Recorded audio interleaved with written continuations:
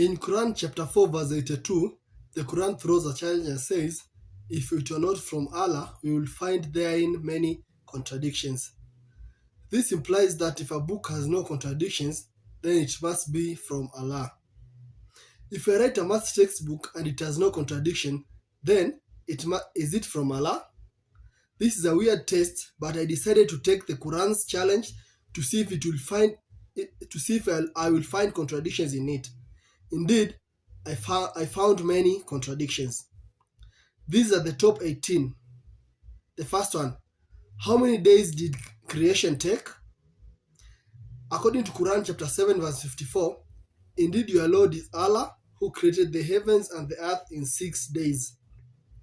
Quran chapter 41 verses 9 to 12. He created the earth in 2 days, determined sustenance in 4 days, and then he completed the 7 heavens within 2 days. So 2 plus 4 plus 2, that is 8 days. The second issue, will Christians go to hell or paradise? That is heaven. Quran 5:72, whoever worships Allah, which is God, and Jesus will go to hell. Quran 3:85, whoever seeks a religion other than Islam, it will never be accepted of him. Quran chapter 2 verse 62, Jews and Christians who do goodwill and will have their reward with the Lord. On them shall be no fear, nor shall they grieve. Issue number 3, what was man created from? Quran 96 verses 2, man was created from blood. Quran 15:26, man was created from clay and mud. Quran 3:59, man was created from dust. Quran 19:67, man was created out of nothing. Quran 16:4, man was created from sperm drop. Quran 21:30, man was created from water. Quran 11:61, man was created from earth. Issue number 4, is religion someone's choice? Quran chapter 2 verses 256, there is no compulsion in religion. Quran 9:26, fight against those who do not believe in Allah and those who do not accept the religion of truth from those who were given the scriptures. Issue number 5, who was the first Muslim? Quran 39:12, Muhammad says, I have been commanded to be the first Muslim. Quran chapter 6 verses 14, I have been commanded to be the first who submit, that is Muhammad. While Quran chapter 2 verses 132, we see that Abraham and Jacob were Muslims, and in Quran chapter 7 verses 143, Moses says, I am the first among the believers. So who was the first Muslim? Was it Muhammad, Abraham, Jacob, or Moses? Issue number 6, does Allah forgive shirk, that is associating partners with Allah? In Quran chapter 4 verse 48, we see that Allah does not forgive association with him. While in the same chapter, Quran chapter 4 verses 153, we see that Israelites worshipped a calf and they were forgiven. Issue number 7, is alcohol allowed in Islam? Quran chapter 5 verses 90, avoid all alcoholic drinks. Quran chapter 47 verse 15, we see that in paradise there are rivers of wine. And in Quran chapter 83 verse 22 to 25, we see that those who are in paradise will be given wine. Issue number 8, did Noah's son drown? Quran 21:76, we saved Noah and his family. Quran 11:43, Noah's son drowned. Issue number 9, are both the good and the bad things from Allah? Quran chapter 4 verse 78, say all things are from Allah, both the good and the bad. Then immediately in the next verse, Quran 4:79, the good is from Allah, the bad is from yourself. Issue number 10, a day with Allah is equal to how many years? Quran 22:47, 1 day is equal to 1,000 years.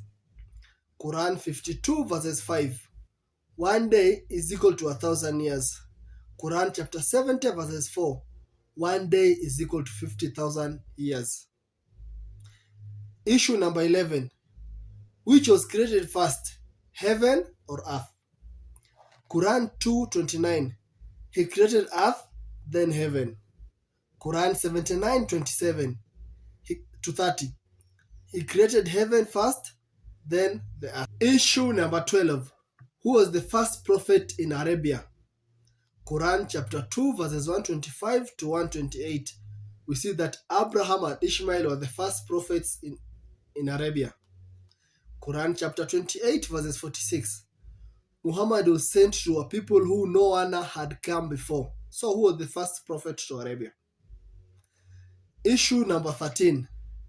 Will there be intercession on the day of judgment? Quran chapter 20 verse 109. No intercession except one who God has given permission and has accepted his word. So if God has accepted your word, there will be intercession for you. Quran chapter 34 verse 23. Intercession only for those who are permitted. Quran chapter 43 verses 86. Intercession only for those who testify the truth. Quran chapter 2 verses 123. No soul will suffice for another, nor will there be intercession. Quran chapter 6 verses 51. There will be no protector, no intercessor. Quran 82:19. No one will intercede for another. Issue number 14. What happened to Pharaoh when he was chasing the Israelites during the Exodus? Quran 10:92. Pharaoh was told, this day we shall save you in the body. So according to Quran 10:92, Pharaoh was saved. Quran chapter 17 verses 103. We drowned him and all who were with him. So according to 17:103, Pharaoh and all his soldiers drowned. So that is a clear contradiction. Issue number 15. Bearing burdens on Judgment Day. Quran 53:38. No one will bear the burden of another. Quran chapter 16 verse 25. Let them bear their own burdens in full and also the burdens of those they misled. So according to 53:38, no one will bear the burden of another, while in 16:25, you will bear your own burden and the burdens of those you mislead. That is a clear contradiction. Issue number 16.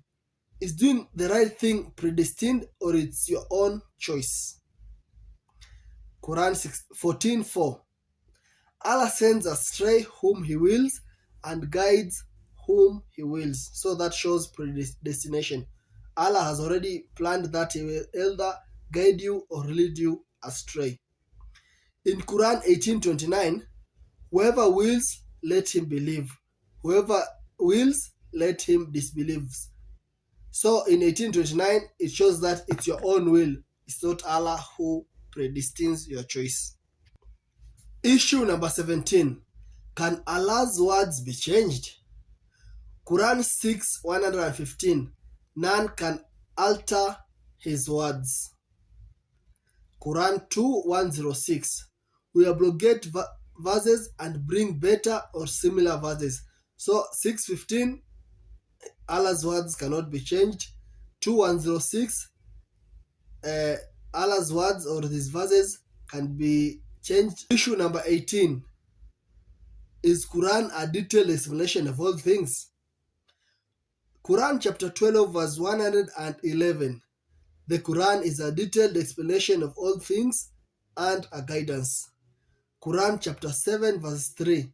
Some verses are clear and others are ambiguous. That is a clear contradiction because you can't have a book that is a detailed explanation of all things and at the same time some verses are clear and some verses are ambiguous.